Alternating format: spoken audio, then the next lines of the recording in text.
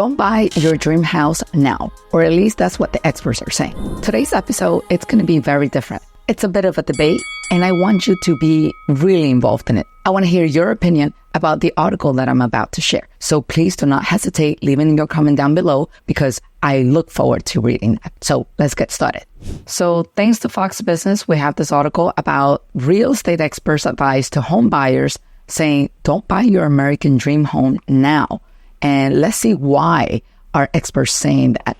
So because rates are so high or higher in general, people are trying to add all of the bells and whistles into their purchase. Naturally, because they want to roll it all in.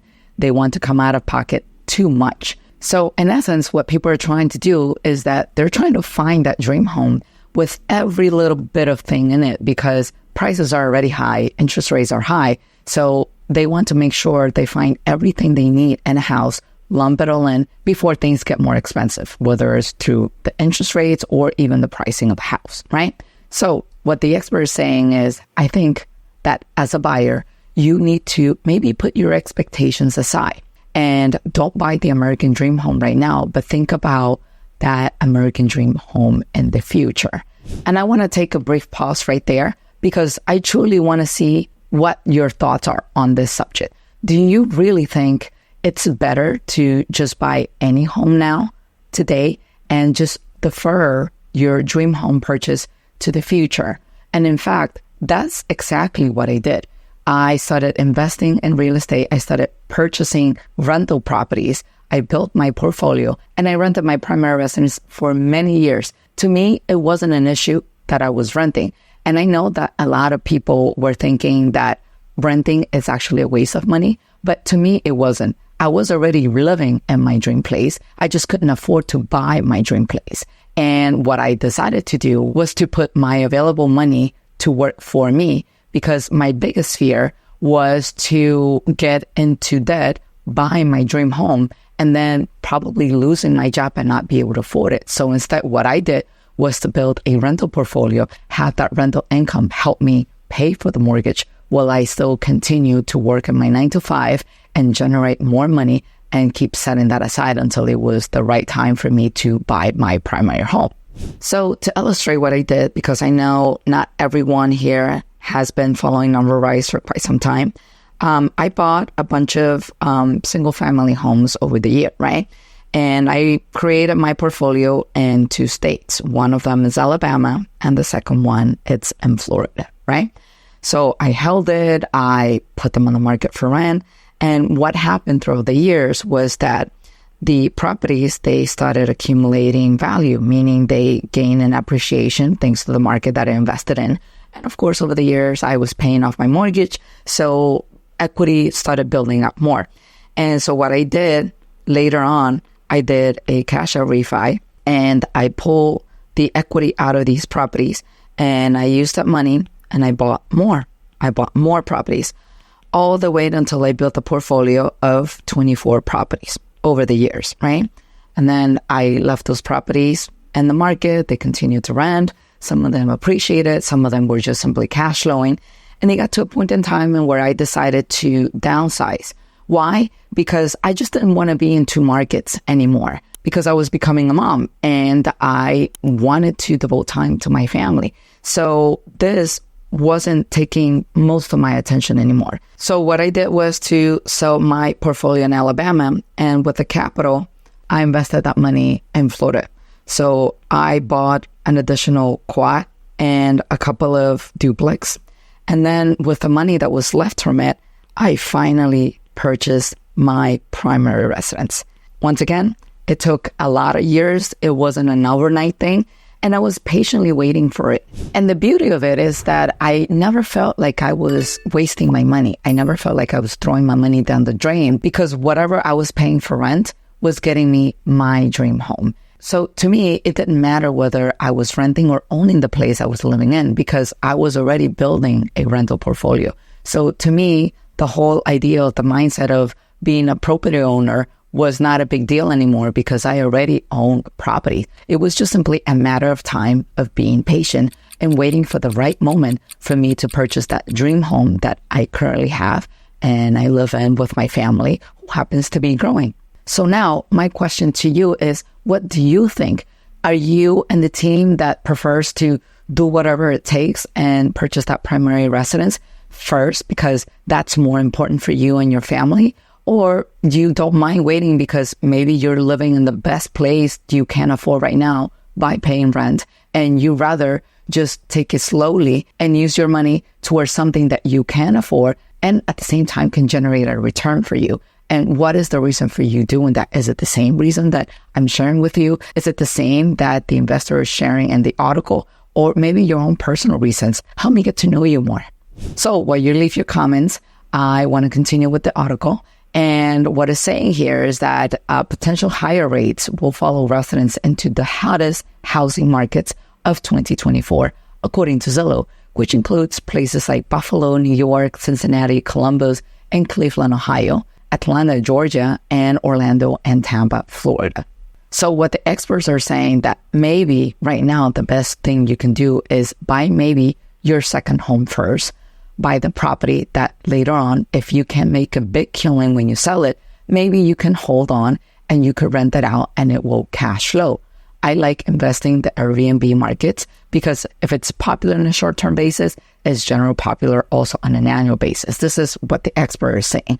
And if it's popular on both of those bases, it can also sell for that much more of a premium. So what do you think, right? Do you prefer to buy that second home first, or do you prefer to buy an investment property, or maybe a combination of both?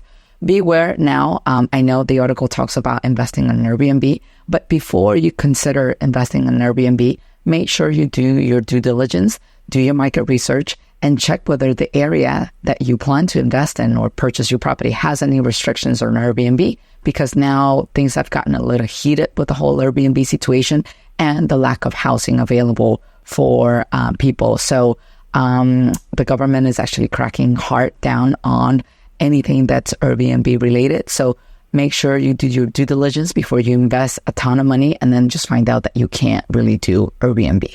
And also, circling back, it doesn't have to be your second home. It can be your investment properties, just like the scenario that I just shared with you previously. But if buying your dream home is a must, the article suggests other creative ways that you can implement to purchase that dream home, and that's through seller financing. So according to this article, seller financing is something that buyers should really go out and try to obtain.